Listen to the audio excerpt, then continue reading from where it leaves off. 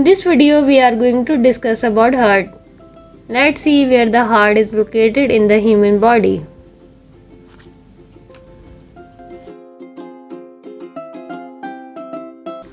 Heart is a reddish brown organ located inside the chest. It is formed by strong muscles. Our heart is the size of a fist.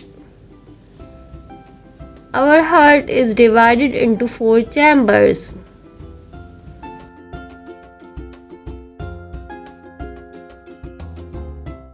What is the function of heart? Its main function is to pump blood to all other parts of our body through blood vessel of circulatory system.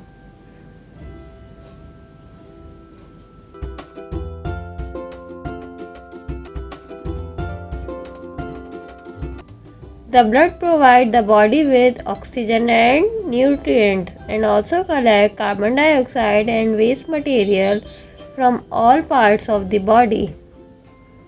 The body cells need oxygen to stay alive.